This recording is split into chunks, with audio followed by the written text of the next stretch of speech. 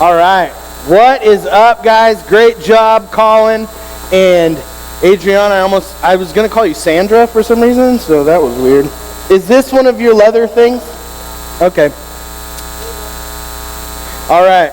This is their music. Does anybody want this as a souvenir? Adriana will sign it. Okay. I don't know. Is it like sacrilegious if you have someone autograph like worship sheet music? Especially like, I surrender all, that kind of stuff, and you're like, yeah, I did. All right, hey, open up your Bibles to Luke chapter 6. Luke chapter 6, we're continuing in this series that we started a few weeks ago called, exactly.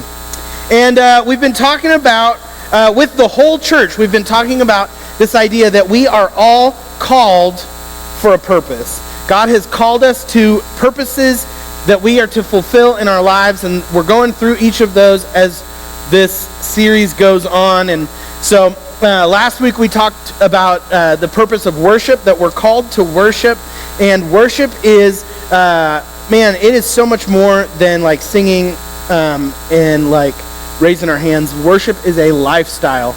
But one of the ways that we worship is by coming together, singing, thanking God, remembering what He's done. And tonight we're going to continue with another purpose. And like we've said each week, I think we forgot to put the bookmarks out, but we'll get them to you guys. We have these things called house rules that kind of line up with each of the purposes, each of the things that we're going through in this series. And so last week, we talked about Jesus is our focus, and when Jesus is the focus of our life, man, that is how we live out a lifestyle of worship. All right? So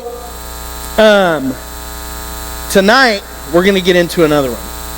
And I wanted to think of a funny way to start this message, but I didn't. So the house rule that we're looking at is called Look to Learn. And basically what we're saying is that we are always asking you guys to arrive here with an attitude that, man, you are ready to learn. You are ready because Jesus is your focus. You want to know more about Him. You're growing in your relationship with Him. And that's exactly what we're going to be talking about tonight, is that we should live our lives ready to learn and grow about Jesus and in our relationship with Jesus. Now, there's a big kind of word that we don't use really at all, except for when we're in the church, that is just, it means growing and, having a relationship and learning more. And that word is discipleship, right? Have you guys ever heard anyone use the word discipleship outside of the church? Outside of the church?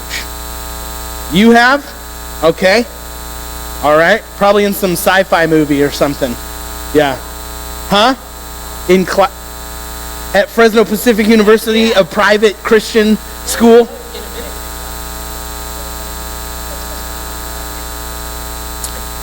Okay.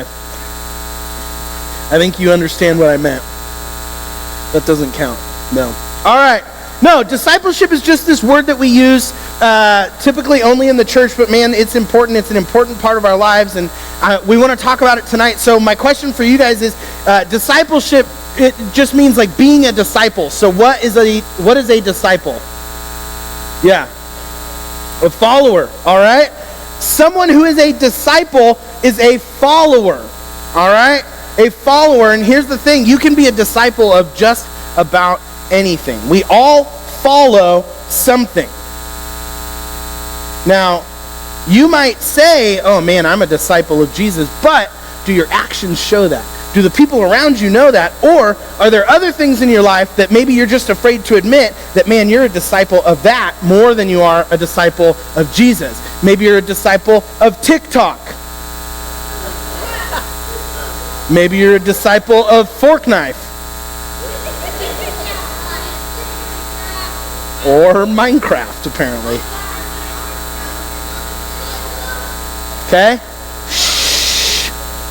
Tomas is saying that he's a disciple of Chick-fil-A, which might be okay because that's the Lord's chicken, What? Ha. Good morning. Went to Chick-fil-A and ordered fries. Okay. You already know what kind of size. Hey, give me a large, man. Okay, that's enough. That's enough, all right? We're all a follower. Listen up. Shh. We're all a follower of something.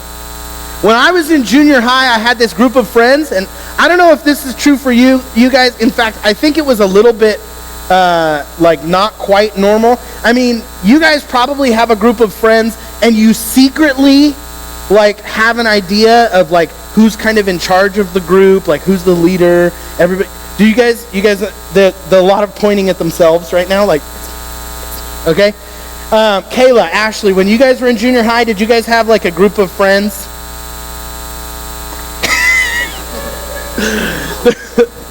The I Hate Rachel Green Club.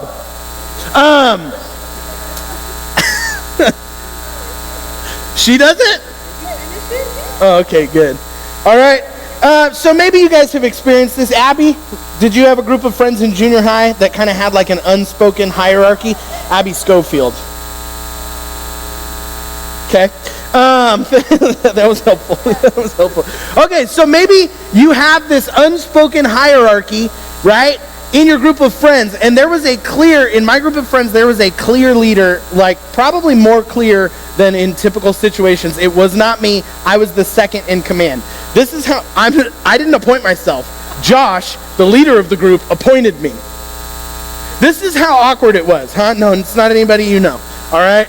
This is how far it went. Like, we sat at the same table in the cafeteria every day for lunch, and he sat in a specific spot, and this is when he appointed me second in command, told someone else to move so I could sit next to him. And he was like, because AJ's next. And he goes, and my mom brought us all pizza today, but I get it first, and then AJ gets it. It was so weird. It was weird. And I was like, but I just got a cheeseburger from the lunch line, and I'm pretty excited about the cheese paper. So, you guys don't even understand that because you have healthy food now? Oh, please. Okay, listen.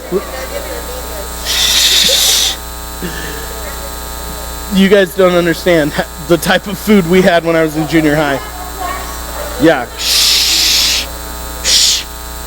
Okay?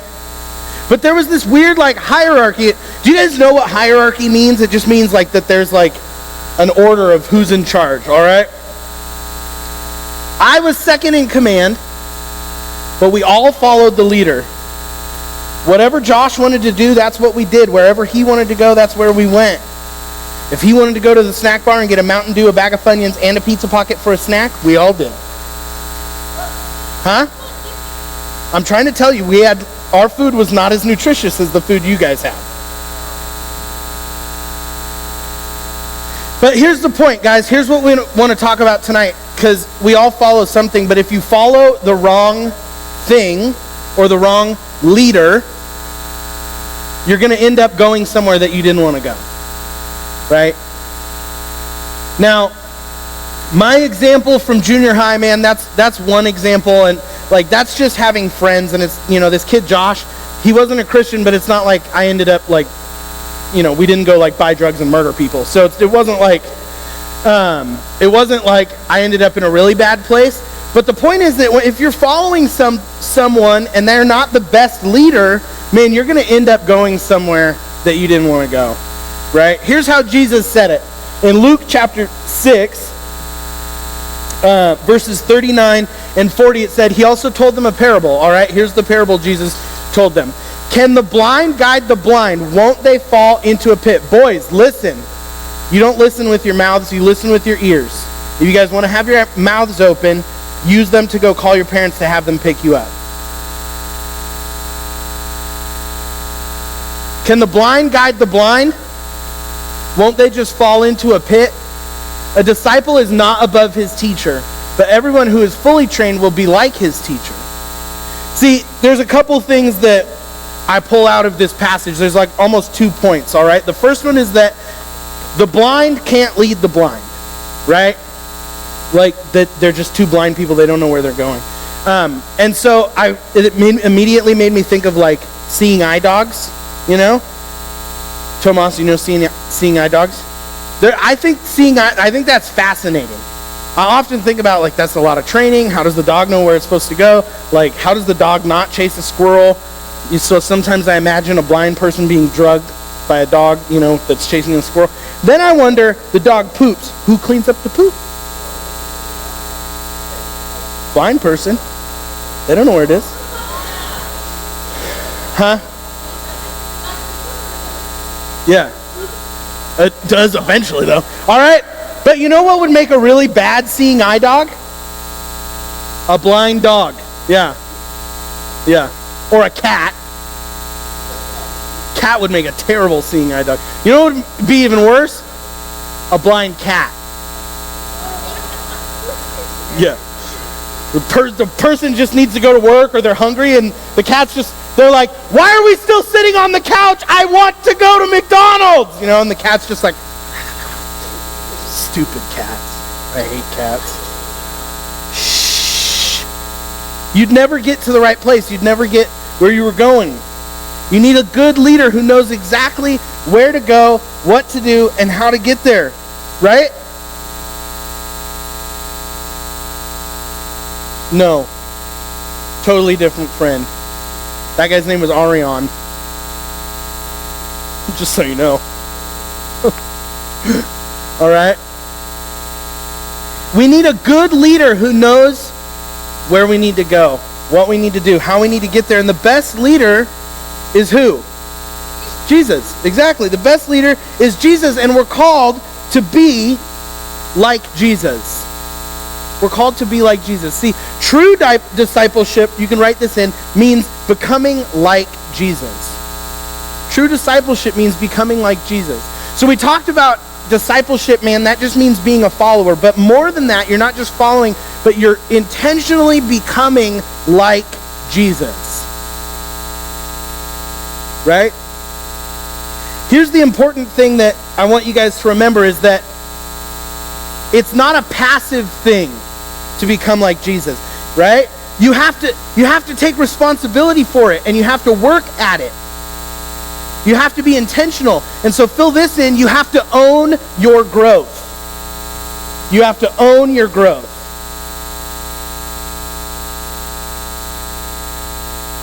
There's no way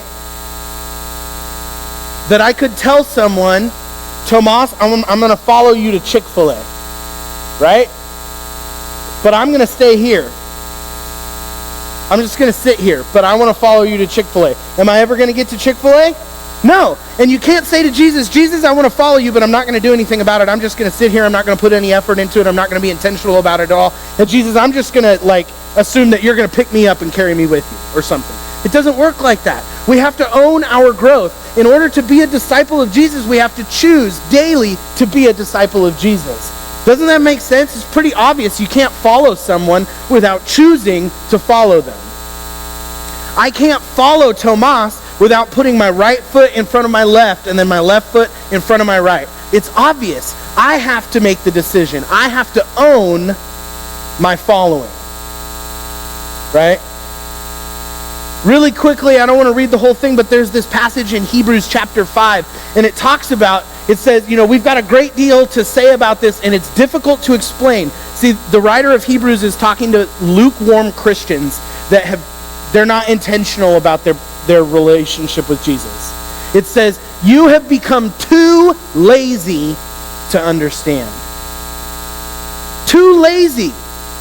What the writer of Hebrews here is saying is, man, you're not listening. You're not going to understand what we're trying to teach you because you're too lazy. You're not putting any effort into it. And then it goes on to say, on the next slide, it goes a little bit further in that passage. It basically says on the next slide, you need milk, not solid food. He needs some milk. Right? Everyone who lives on milk is inexperienced with the message about righteousness because he is an infant. But solid food is for the mature, for those whose senses have been trained to distinguish between good and evil. You know what the writer of Hebrews is saying here? Is if you don't put any effort into your relationship with Jesus, you're a baby. And you're ineffective. I get why it's funny, but it's not that funny. There's too many Christians that say they have a relationship with Jesus, but they're not growing up. They're not getting any of that nutrition that they need to grow. Because they're not intentional about their relationship with Jesus. They're not a true disciple. They're lazy babies. Right? So because it has to be intentional, because we have to own our growth, that's going to require some sacrifices, right? It's going to require some sacrifices. If you choose to do one thing, if I choose to go right, then that also means I'm choosing not to go left. You understand? If I choose to eat a salad, that means I'm choosing to have a bad day and not enjoy my lunch. Right? In order to be intentional, there has to be some things that we sacrifice. See, fill this in. Discipleship will cost you. There are things in life that being a disciple of Jesus will cost you. There are going to be some things that you have to give up in order to follow Jesus. See, this is exactly how Jesus says it in Luke chapter 9. He says to the crowd, if any of you wants to be my follower, you must give up your own way, take up your cross daily, and follow me. Give up your own way. See, if you're going to follow someone, you're giving up the opportunity to decide where you go. If I'm following Jesus, I'm just going where he's going. I don't get to choose right or left anymore. He does. And I'm just right there behind him. Right? We have to give some things up. Man, there's things in life that we have to sacrifice in order to be a disciple of Jesus. In fact, this isn't a fill-in, but maybe you guys want to write this in, is sometimes we have to give up even good things in order to get great things. There's a sacrifice to being a disciple of Jesus, but sometimes we have to give up good things in order to get great things. And we definitely have to give up bad things in order to get the things of God. Right? See, growth, our relationship with Jesus growing, also requires obedience. You can write that in. Growth requires obedience. I have to choose to continue to follow that person, or choose to continue to follow the way that Jesus wants me to live. I need to be obedient to him. If I say, Jesus, I want to follow you, but then I start going my own way, am I being obedient? No. Right? If you say, Mom, I'm going to follow you, whatever you say, man, I want to just grow in my relationship with you, and she says, great, clean your room, and you don't clean your room, are you being obedient? No. So you guys understand you're not going to grow in your relationship with Jesus if you're not obedient to the things that he calls you to. If you're not obedient to sacrificing some of the things that you want, friendships, things, free time. We're not saying that being a believer and having a relationship with Jesus is like you have to be a monk. And I'm glad I don't have to be a monk. I look terrible in robes, okay? It's true. You know those monk robes? They use a rope for the belt. It just never sits in the right spot on me. You know, it's bad news. The ropes aren't, Tomas said the ropes aren't long enough. I have to get a rope extender like some people do on an airplane, you know? Can you imagine? Never mind. Moving on. I can't imagine having to raise your hand, get the flight attendant, and be like, I need the additional. Yeah, some airlines make you buy 2 seats. Kevin Smith, he makes movies. He has a potty mouth though. Thank you. You haven't listened once yet tonight, so it doesn't matter. Shh. Discipline. He's just used to talking about discipline.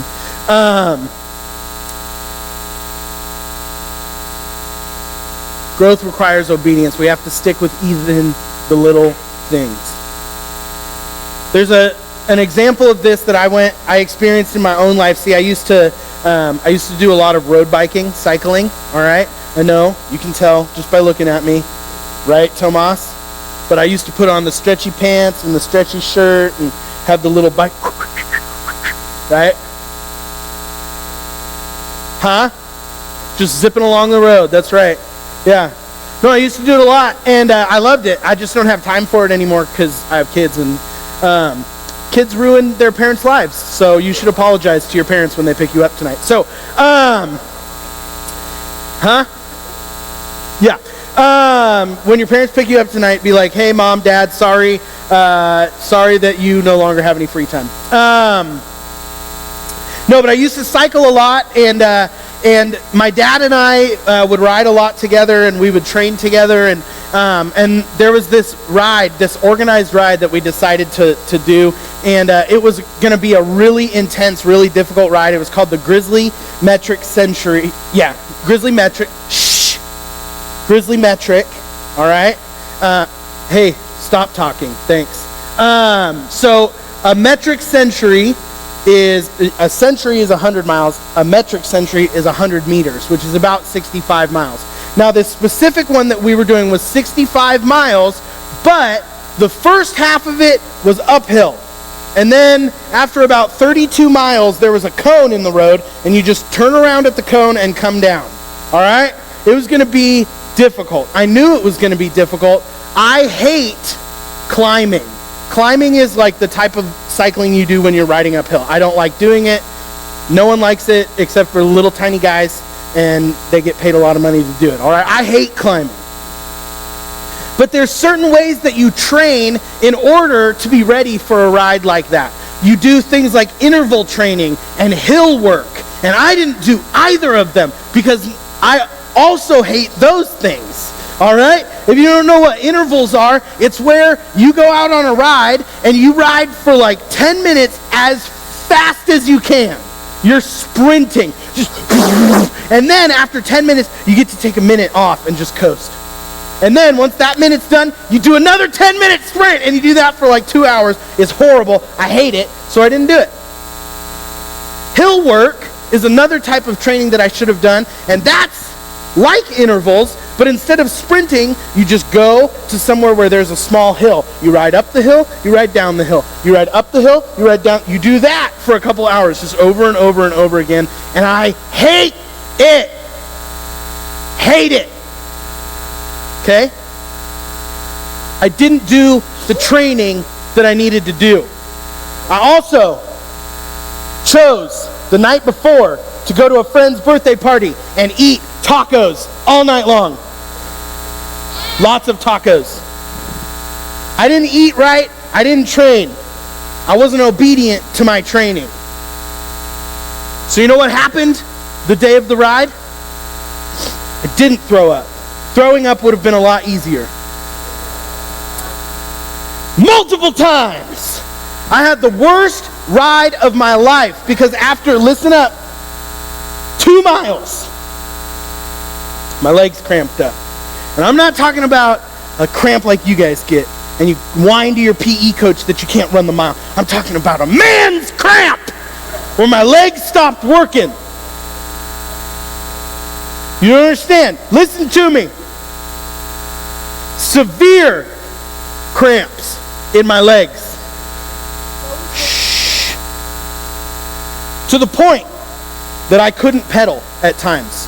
Now, if you know anything about road cycling, you know that I would have been clipped into my pedals. You wear fancy shoes that clip into your pedals. In order to unclip from your pedals, you have to twist your heel a little bit and then your foot can pop out. Not easy to do when your legs are cramped up. Also, when you're riding uphill and you lose the ability to pedal, you lose momentum.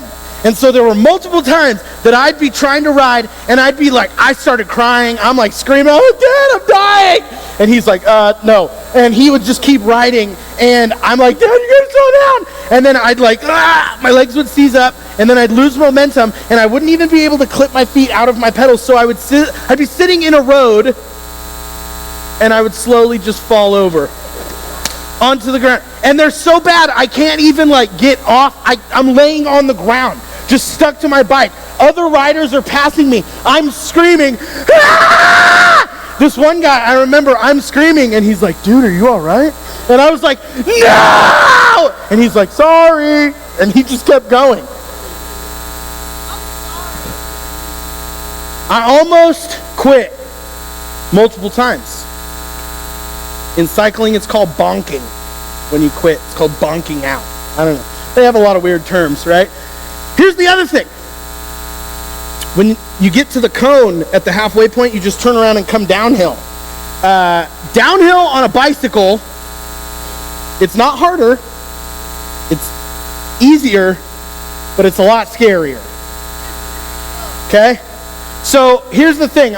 I brought a couple, I have a thing where I can track my rides, okay? So let's check out this first one. I want to just show you guys quickly some of the stats from my ride. Okay, so it was almost 62 miles. You can see that there in the distance. The elevation gain was over 6,000 feet.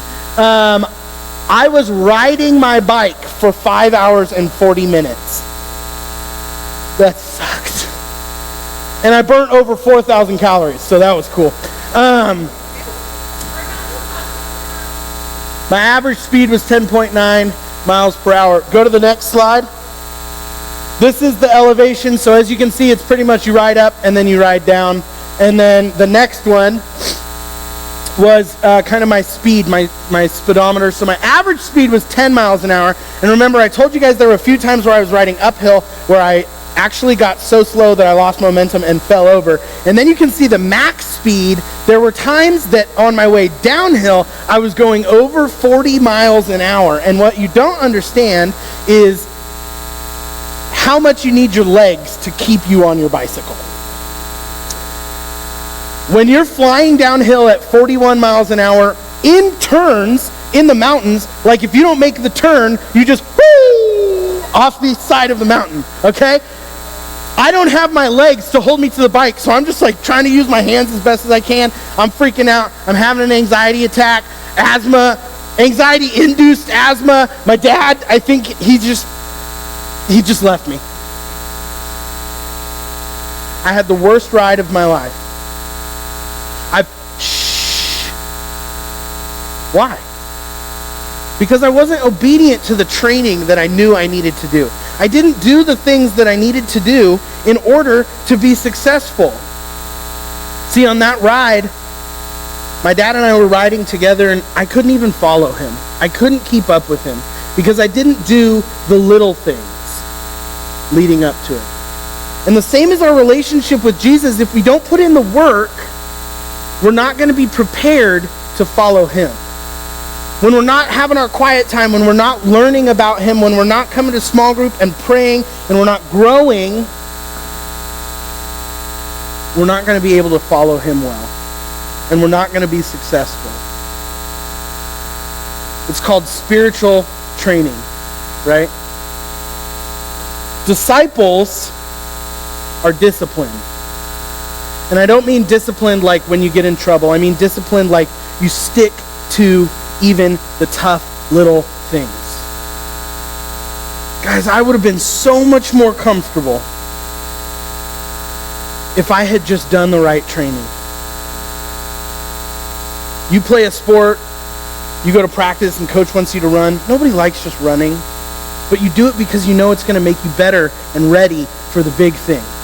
If you're in choir or drama, whatever it is, you practice, you rehearse so that you can get better, so that you're ready for showtime. When we train well, then we're prepared to follow our leader. Does that make sense? When we train well, we're prepared to follow our leader. So we have to train in the things that keep us following Jesus. And the last thing, guys, fill this in, is that discipleship produces rest. Discipleship produces rest.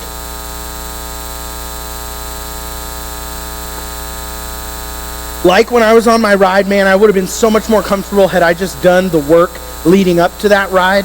If I had done my training the day of the ride, I would have felt a lot better. I would have been successful, right?